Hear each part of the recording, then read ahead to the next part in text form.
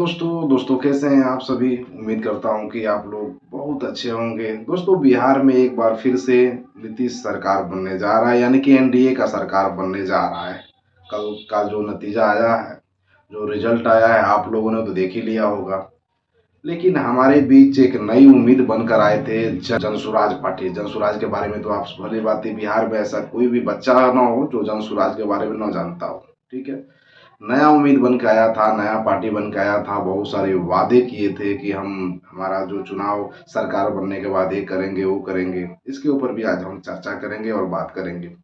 महागठबंधन की समझिए कि बहुत बुरी तरह से हार हुआ है बिहार में इस बार।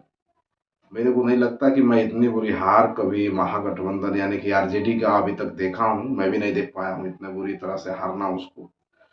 और महागठबंधन का जो हर एक प्रत्याशी है, हर एक विधानसभा में वो अपना कैसे भी सीट सोच रहे थे कि मेरा सीट कैसे भी निकल जाए। इसलिए कि इस बार ऐसे हुआ है कि समझिए एनडीए 200 पार है। 200 पार एनडीए हो चुका है। आप सभी को मालूम है, सभी सारे प्रत्याशी जो है महागठबंधन के अपना सीट बचाने के चक्कर में थे कि मैं कैसे भी जीत जाऊं। ठीक है, कल ऐसा हो गया था। अब आप सभी को तो मालूम ही होगा, हमारे खेसारी लाल यादव जो छपरा विधानसभा से लड़ रहे थे वो भी हार चुके हैं। वो भी कल के डेट में हार गए।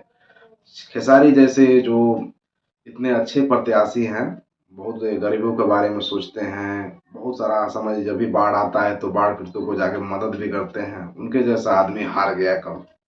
तो और का बात ही हटा दीजिए। ठीक है, हम बात कर लेते हैं जनसुराज के बारे में।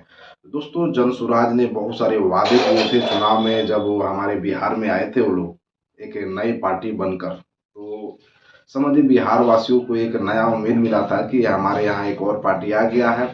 बिहार के अंदर एक नए उम्मीद बनकर उतरे थे जनसुराज पार्टी। ठीक है, बहुत सारे जो हमारे युवा भाई हैं उनको उम्मीद था कि न इस बार एनडीए, न इस बार महागठबंधन, इस बार जनसुराज सरकार। और जनसुराज ने 5 वादे भी किए थे।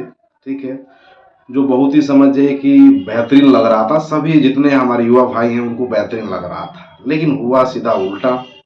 ना आरजेडी का सरकार बना, न जनसुराज का।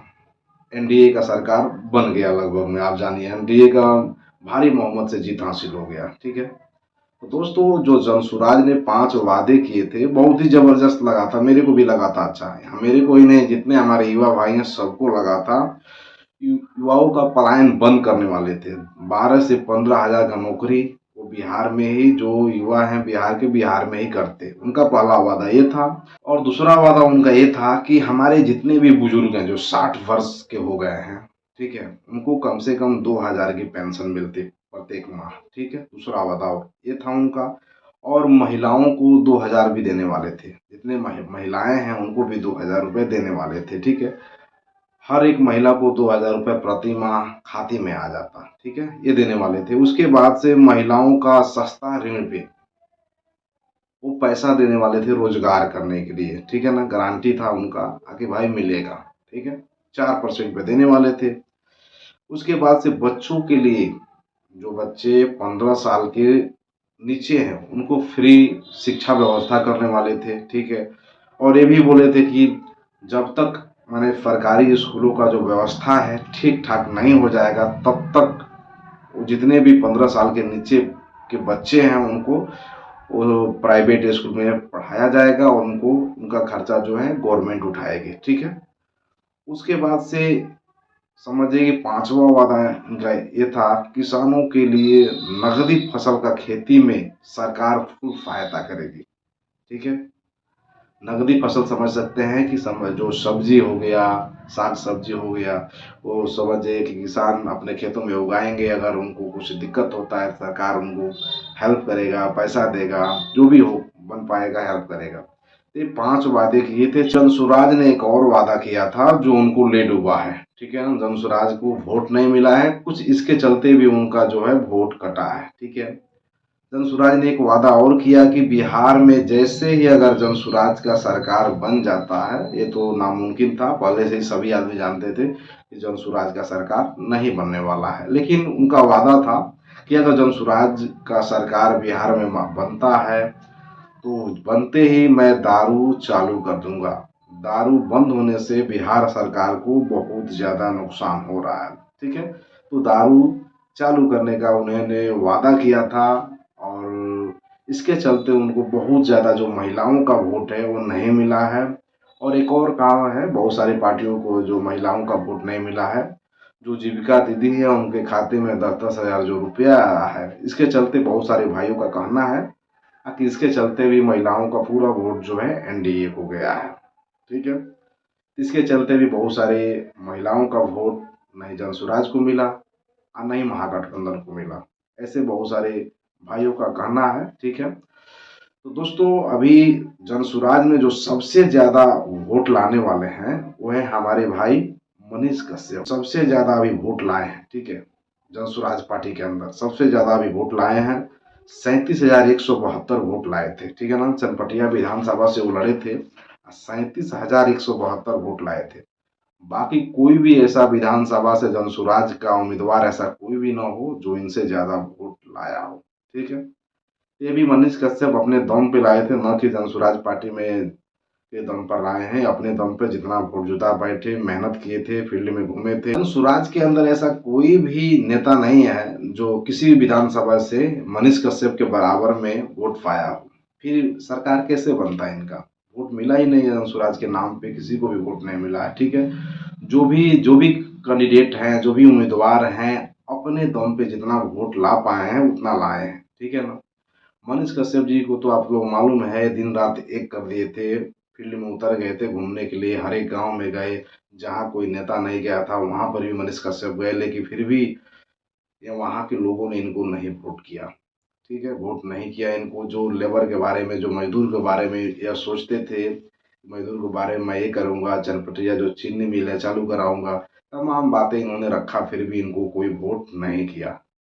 और वहां पे हुआ क्या कि जो बीजेपी का गढ़ माना जा रहा था, उमाकांत सिंह, वहां पे एक बीजेपी के जो उम्मीदवार थे वहां पे हार गए, और वहां के एक कांग्रेस के उम्मीदवार थे वो जीत गए। ठीक है ना, वहां पे सीधा उल्टा हुआ है। मनीष कश्यप के चलते जो बीजेपी के उम्मीदवार है वो हार गए हैं, और जो कांग्रेस के उम्मीदवार हैं वो जीत गए हैं। ठीक है ना, अच्छा खासा कोई जीत दर्ज नहीं किए हैं, मात्र 600 वोट से शायद में जीते हुए हैं, ज्यादा वोट से नहीं जीते हैं।